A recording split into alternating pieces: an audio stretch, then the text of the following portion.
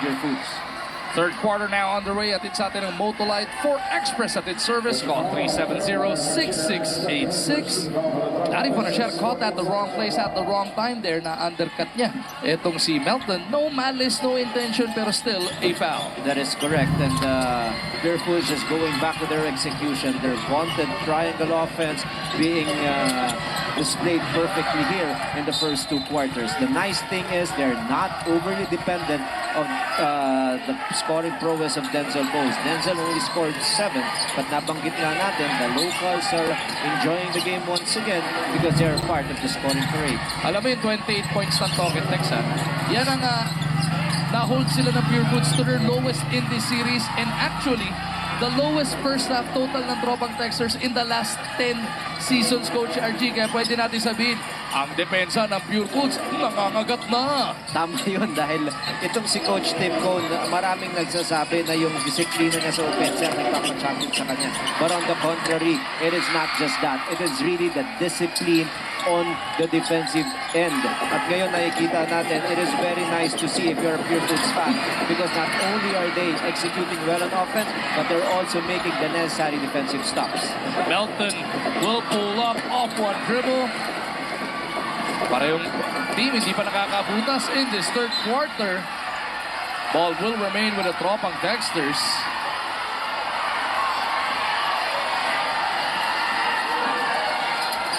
The shot meter of Token Tex from the three-point area is also very, very bad. They're only 4 out of 19 for a measly 22% from the three-point range. Remember in Game 3, they exploded for 19 out of 32 attempts for a very high 59% clip from the three. Sa puntong ito, makibalita tayo kay Miss Erica. According to Coach Richard, this is the situation they like. A defensive, low-scoring game na ayon sa tempo na gusto nila. Mas nalilimitahan daw nila ang possessions ng TNT, and even if they have the chance to run, they should stay disciplined and focus on execution. And even with Denzel Bowes getting just 7 points in first half, everybody got involved. Para naman kay Coach Josh ng Tropa, they struggled offensively and defense got too soft. It doesn't matter now if they miss shots. They can't get comfortable on defense just because their offense was on fire for the past 2 games. Mistake ngayon, possession by possession, one stop at a time, bleeding for points. Ito ang gustong mangyari ng Pure Foods every time they defend against Token Tex. Mahigit 2 minuto into this third quarter. Finally, may nakabutas na. It is courtesy of RDO. It is getting chippy though early in this third quarter, Coach RD. Yes, we expected that as well. Nothing's gonna be easy. There will be a lot of physicality. We didn't see a lot of those in the first 2 quarters for Token Tex. Kailangan physicality early and physicality often, and their defense is slowly making its presence felt. 3 defensive stops in a row. Token Tex doing the right thing in the third quarter. De Ocampo is with Castro, Fonacier, Johnson, and Washington. Katapat sina Pingris, Devans, Melton, Bowles, and Yap. Castro on that baseline. Inabot ng foul.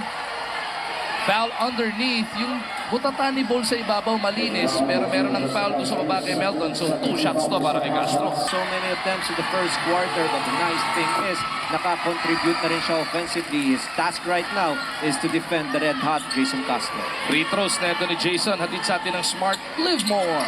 12 points already for Jason Castro, the only guy.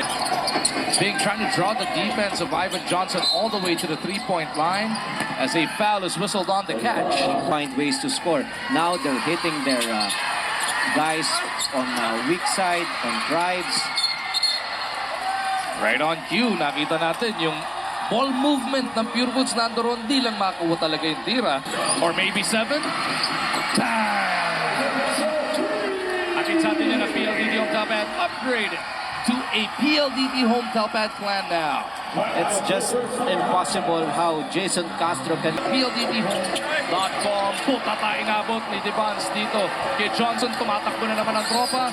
Castro down the middle. Goes up and in. That was a 9-0 run para sa tropa. Unproductive trust after that timeout by Coach Tim Cone. And the bigger situation right now is how to stop this rampage of Token Tex. 7 out of the 9 points were scored by Jason Castro. Devans na naman has Johnson on him. Coach Tim was talking about quicker passes during that last time out para sa kanyang 5. Mintis nga lang yung jumper ni Bowles. Castro once again looking to dance with Justin Melton. Castro pulls it back out.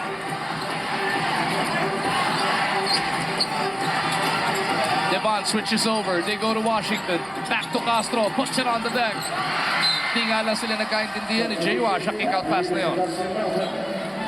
Turnover for Talk and Text. Not a lot of turnovers here in the third quarter, but the Blur really making his presence felt here in their comeback. Time to shine move yan. Natin sa atin ang Rain or Shine Sunroof Gloss Roof Paint. Make your roof durable and shiny with Rain or Shine Sunroof. Doing some Blur move there with a wink. Wala na siya ron, but the Blur is not just a Blur. He can also do a lot more and also shoot regularly from the three. The quick passes have been there para sa Pure Foods, but the shots just refuse to drop. Jason Castro na naman. Bang! 10 big points to tie his output in the first 2 quarters. Single-handedly, his team is back because of him. 3-point shot na sa atin ng PLDT Home Telpad. Upgrade to a PLDT Home Telpad plan now. 12-0 run para dito sa tropang Texers. At binanggit mo nga, 10 galing kay Jason Castro. The Blur and more. Before, when you describe this performance of this guy, it's all about quickness. He will burn you with his burst of quickness. But he had added another or na 3-pointers na ang kanyang tinitikada sa laban natin ngayon. Ito po ang ating Ginebra Ganado fans of the game. Todo suporta talaga ang mga fans at ng Ginebra San Miguel. Ganado sa buhay. Speaking of Ganado, Ito rin natin dyan, si Papa Ron Magsano. Birthday din ngayon birthday ni Papa Ron. Palagi mo, Joke, Hall of Famer yung birthday mo. Eh, maglilibre rin yan. Yan! Pure Foods still coming up dry. Pangalawang timeout there ni Coach Tim. He burned a full and now a 30. They go to Bowles on the back door. Di pa rin, Coach RG. May halong malas na yon. It was a good eye-in-the-sky play, but still unproductive for them. And Jason Castro, this time, he checked yun. Hindi tumama, hindi pumasok yung kanyang tira. For Pure Foods, he has yet to score here in this quarter. At the end of 2, they were up by 10. 38-28 with close to 6 minutes gone by. Still nothing for the white shirts. Bowles puts it on the deck. Washington on him. Sinagupa pa ni Anthony Johnson. Bowles crashes to the floor and will shoot to the line for 2 shots. Ang maganda ngayon is makuha mo yung kumpiyansa mo from the free throw line. Only 7 points for this guy. And now with 8 points. He has struggled all throughout this series from the line. Only 58%. But these are all important free throws for this big man. Bowles goes 2 for 2, and more importantly, that breaks that huge up. Johnson to De Ocampo. Back over to Castro. He's had the hot hand in his third quarter. Castro bounces it. RDO sends that one home. This is where they are most dangerous because just like what RDO did in that particular offense. Baroka gets it over to Ping. Johnson giving him that space. Bowles is being bodied up by Washington.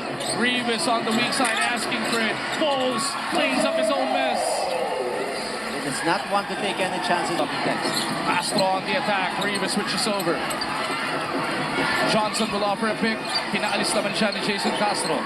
The Blur has 6 seconds to try and generate a shot. Castro dancing with Rivas. Kicks it over. Johnson from deep. No, Pingree sports it. Nauna na si Bowles. Pero nakababa din naman agad si Johnson at De Ocampo. So Baroka will look to set this one up.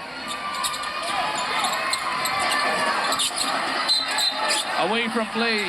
Foul spotted. Bago pa man nagbalik, pinigpahinga muna si Castro na sinalubong naman na masigabong palakpakan ng mga tropa doon sa bench nila. Bowles will be trooping back to the line for 2 shots. He just wants to make sure that passes to his teammates. Nung umalat niya, he took it upon himself probably to tell everyone, give the ball to me once again and I will lift this sinking ship. And he has done that here in the third quarter. 5 of his 7 points in the opening more in the first few moments of this third quarter. Tandaan po natin 41 points per game ang average ni Bowles dito sa semifinals. He goes 2 for 2. That gives him a 1-point lead, 44-43. But the challenge really is for Denzel is he's spending so much energy here for his team. He might lose it. That has been the trend in the first or in the last 2 games at least. Nauubos siya pagdating sa fourth quarter. Johnson Metangan. Step back kontra kay Rivas. Johnson drills it. Sock and Texas definitely found their mark. That's the best defense that you can do against that kind of a shot. Rivas was all the way in the face of Ivan, but Ivan was just able to take that shot with so much confidence. Long to lang daw, kaya 1-point lead lang para dito sa tropa. Alas, trying to save it. Baroka with 5 to shoot. PJ, taplis lang sa ring, pero na-reset naman ang shot clock doon.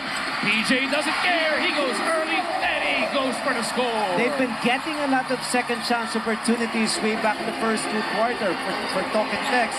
They really have to take better control of just one shot. Block out and get the rebound for them to have an opportunity to score on the other end of the floor. Alas Metangan, pupunta kay Johnson. 7 to shoot para dito sa tropa. Kelly Bebuelo hesitates. Back to Johnson for the long one. Airball ang naging resulta. Pabalik sa Pure Foods ang bola. That was probably a little out of his range. It was like 4 feet away from the white line, but he had nothing to do anymore because shot clock was winding down. Pingris surveys. Gets it over to Simon. Peter June coming off a 18-point explosion in Game 3. Nandun si Rafi Rivas for the putback. Pure Foods was able to weather the storm. They were down by 2 points after being on top by 10. Now they're up by 3 once again. Is brought to you by ELD Hotel Bed, Landline Plus, It's gonna five. Get in there, right? Okay? 5 off 5. Okay? 5 post or 5 post? 5 in the post. Okay, for Ivan, alright? Okay? Okay? Alright? Play. Play. It's just 3 points, okay? Alright? You gotta be ready to catch and shoot, alright? Okay? Nothing else. What you want to do is, when Kevin gets the ball here, Kevin, you're in the loop. Okay? You're in the loop. Okay? So it means Larry, Dell, and Kelly, you're the outside. There's a clear out. Etong si Denzel Bowles is looking to strap the rest of the Star Hotshots on his back, trying to be extra aggressive in this third quarter. Now he's doing a lot of things aside from just scoring. Oh, look at Kevin Alas take it all the way to the hole, coming off their own timeout. Oh, the referee signaled the flagrant one. Of course, that will be reviewed. At habang nagre-review, hinihingan mo ng blowout yung mga may birthday ngayon. Eh, sino pa ba? Eh, meron pala nag-birthday 4 days ago. Ito, RG. Titignan natin to. Denzel is deemed undercutting itong si Kevin Alas. That is why the referee saw that probably not a normal basketball play, but we'll see. No play on the ball, ano? Pero, pwede mo rin sabing umiiwas siya. Tignan natin. Yun ang unang tinitignan kasi kung meron pang habol sa bola. Yung muko kasi.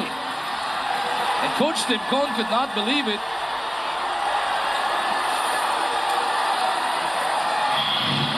Here we go again, Coach Archie. Let's take a look at this slow-mo again. From the weak side, Denzel was trying to provide the help. Oh, dangerous play. That's a dangerous play. He was trying to get out of the way, pero he's way too big to get out of the way of Kevin Alas. Kevin Alas was fortunate enough to grab itong si Denzel Bowles. That is why injury was averted. It is an unpopular call inside the Big Dome right now. Yes, at dalawang free throws may bibigay dito kay Kevin Alas plus ball possession. Was not able to make that first attempt. But for Coach Tim Cone, he really has to keep his emotions in check. You've mentioned it time and again. It's a very unpopular call, but it will still remain. To get shots, hindi na ibuslo the Kevin Alas as we take a look at this slow-mo once again. the exchange is very big because they will retain ball possession and they will play for Pure Foods. They will play with an all-Filipino crew for the next 3 minutes. Nick Pinisi ang pinasok ni Coach Tim para dito kay Denzel Bowles.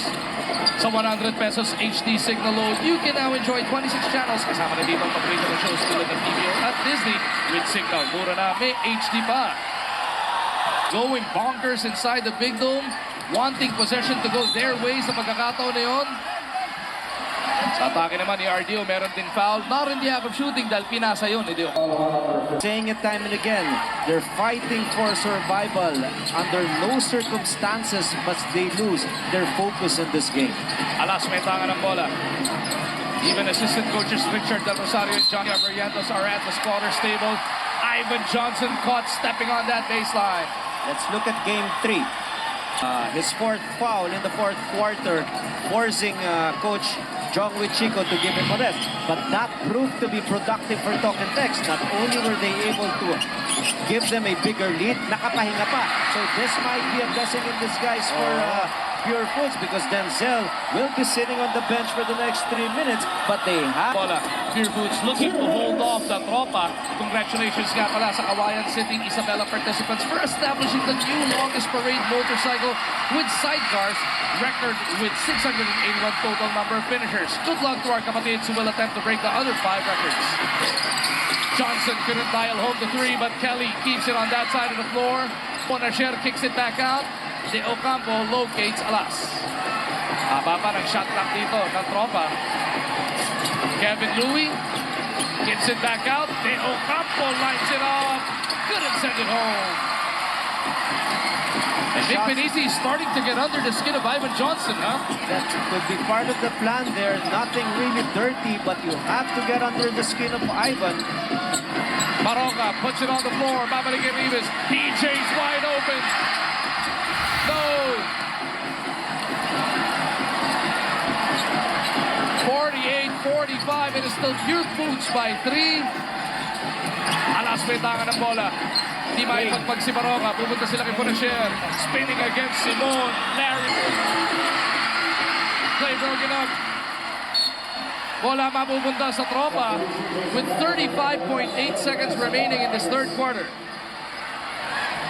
At the end of 2 quarters, Pure Foods comfortably on top by 10 points. But with Jason Castro's scoring spree, was able to score 10 out of the third 12 points. But nung bumalik na siya at nagpahinga, nawala yung kanilang kalamangan. So, fresh itong si Jason dito sa ating huling yugto ng pangatlong quarter. Castro has 20 seconds remaining in the third, 8 seconds on their shot clock. Castro dancing. Williams to Larry. Puts it on the floor, on the run. Ponasher, Mintis. Rebound. Picked up by Williams. Pwede mag-last shot dito ang tropa. Castro has 4 seconds to generate an attempt. Castro's in trouble. Pumunta kay Kelly. Di na rin magkakount yun kahit pumasok dahil naubusan na ang third quarter of action.